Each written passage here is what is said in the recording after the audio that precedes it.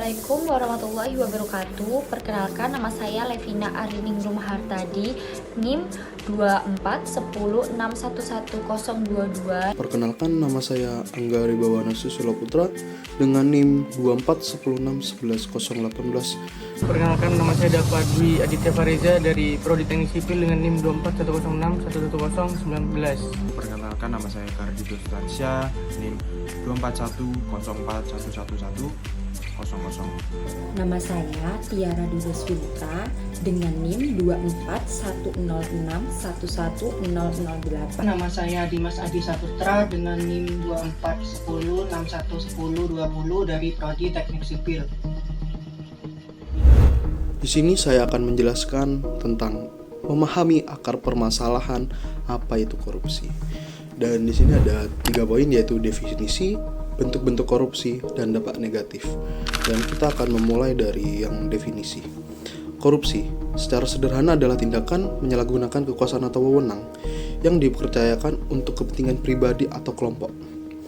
Ini melibatkan unsur ketidakjujuran dan pengkhianatan kepercayaan.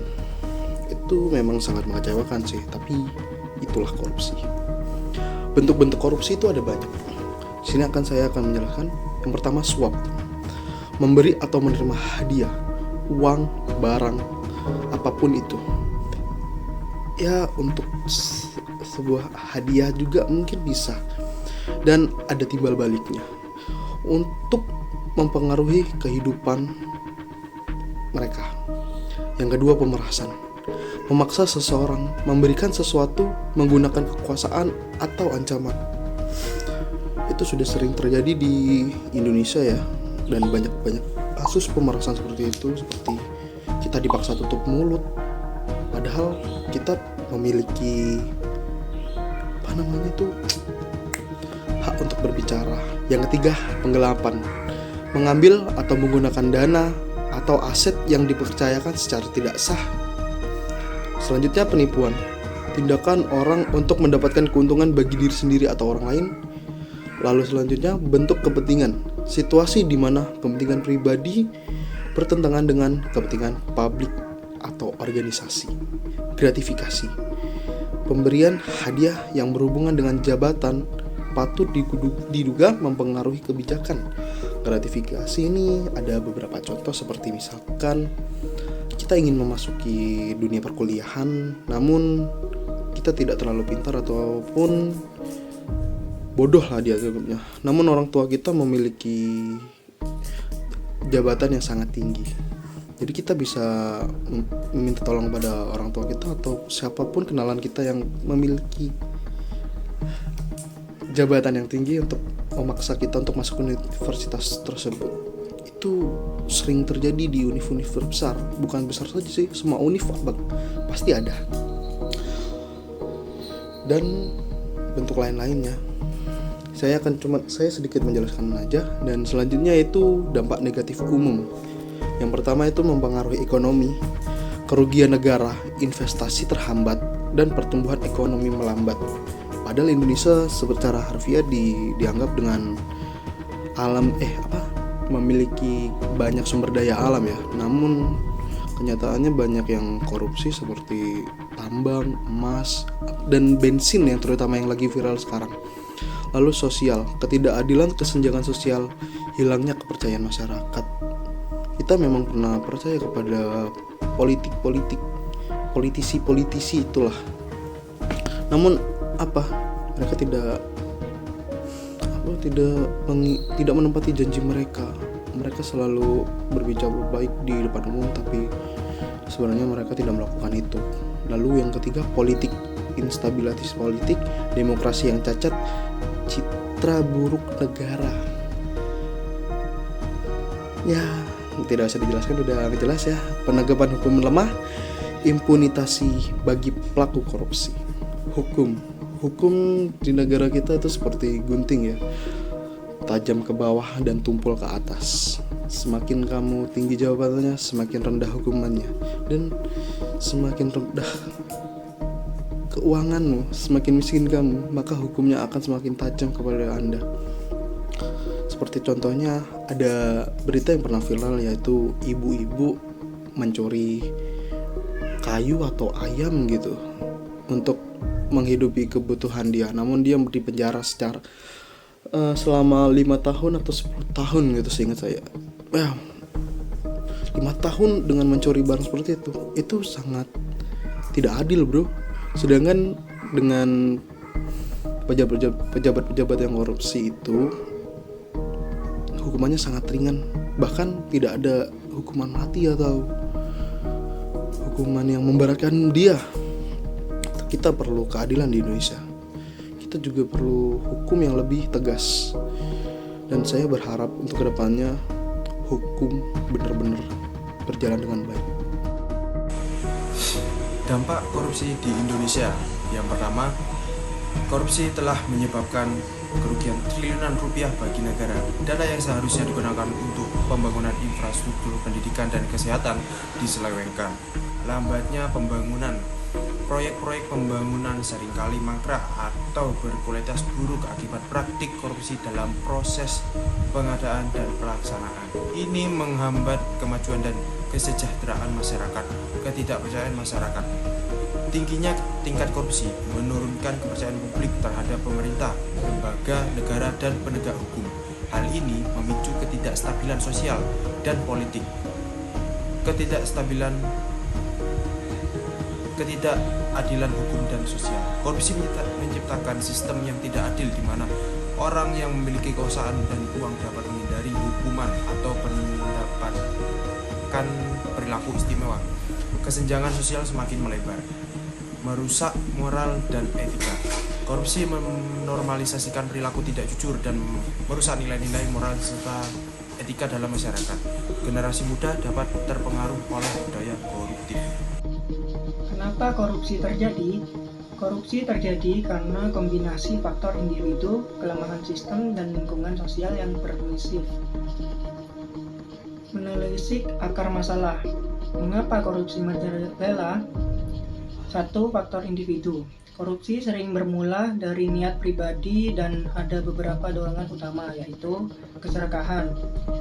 Ini adalah dorongan untuk terus menumpuk kekayaan atau kekuasaan tanpa memedulikan batasan hukum atau etika. Orang yang serakah tidak akan pernah merasa cukup sehingga terus mencari celah untuk mengambil keuntungan pribadi. Lemahnya moral. Ketika seseorang tidak memegang teguh nilai agama, etika atau integritas, maka ia lebih mudah tergoda untuk menyalahgunakan kekuasaan. Moral yang rapuh menjadikan seseorang tidak takut berbuat salah. Kebutuhan mendesak yang tidak dibenarkan. Beberapa individu berdalih bahwa mereka melakukan korupsi karena tekanan ekonomi, seperti untuk memenuhi kebutuhan keluarga. Namun, alasan ini tidak dibenarkan tindakan melanggar hukum karena ada cara-cara sah untuk mengatasinya. 2. Faktor organisasi atau sistem. Korupsi juga tumbuh subur dalam sistem yang tidak sehat. Lembaga pengawasan, ketika tidak ada sistem kontrol atau audit internal yang kuat, maka celah untuk korupsi semakin terbuka lebar. Hal ini memungkinkan penyalahgunaan kekuasaan tanpa pengetahuan. Kurangnya transparansi. Jika proses dalam lembaga tidak terbuka dan tidak terdokumentasikan dengan jelas, publik tidak bisa ikut mengawasi. Ketertutupan ini yang memberi ruang bagi korupsi. Budaya permisif. Di lingkungan tertentu, korupsi dianggap hal yang biasa, bahkan wajar. Ketika pelanggaran dibiarkan tanpa sanksi tegas, lama-lama menjadi kebiasaan yang mengakar. 3. Faktor lingkungan. Lingkungan sosial dan politik juga berperan besar. Penegakan hukum yang lemah, hukum yang tidak ditegakkan secara adil dan konsisten dapat membuat perilaku korupsi merasa aman. Minimnya hukuman atau proses hukum yang lambat memberi kesan bahwa korupsi bisa lolos tanpa konsekuensi serius. Pengaruh kekuasaan. Kekuasaan yang tidak dikontrol dengan baik cenderung disalahgunakan untuk memegang kekuasaan merasa tak tersentuh. Mereka lebih berani melakukan korupsi. upaya pemberantasan korupsi di Indonesia, yaitu bergerak maju, upaya pemberantasan korupsi. Peran KPK, Komisi Pemberantasan Korupsi sebagai lembaga independen yang bertugas memberantas korupsi melalui pencegahan, penindakan, dan pendidikan. Upaya pencegahan yaitu pendidikan anti korupsi, menanamkan nilai-nilai integritas dan kesadaran akan bahaya korupsi sejak dini melalui pendidikan formal dan informal. Perbaikan sistem yaitu meningkatkan transparansi dan akuntabilitas dalam pengelolaan keuangan negara dan pelayanan publik, misalnya e-government, keterbukaan informasi. Dan yang ketiga yaitu whistleblowing sistem, mendorong masyarakat untuk berani melaporkan tindak pidana korupsi dengan jaminan perlindungan. Penegakan hukum yaitu proses penyelidikan, penyidikan, penuntutan, dan peradilan terhadap pelaku tindak pidana korupsi. Pentingnya independensi dan profesionalisme aparat penegak hukum. Peran serta masyarakat sipil dan media yaitu organisasi masyarakat sipil dan media massa memiliki peran penting dalam mengawasi jalannya pemerintahan dan mengungkap kasus korupsi. Peran kita sebagai masyarakat. Kita adalah garda terdepan peran aktif masyarakat.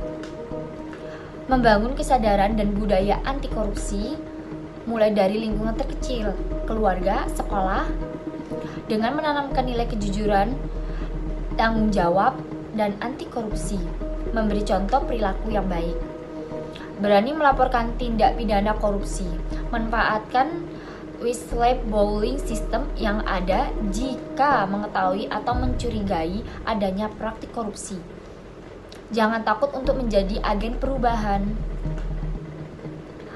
Mengawasi penggunaan anggaran publik. Turut serta dalam mengawasi proyek-proyek pemerintah dan penggunaan dana publik melalui berbagai mekanisme pengawasan masyarakat. Kesimpulannya adalah korupsi ancaman nyata bagi kemajuan dan kesejahteraan bangsa Indonesia. Pemberantasannya adalah tanggung jawab kita bersama. Setiap individu memiliki peran penting dalam menciptakan masyarakat yang bersih dan berintegritas.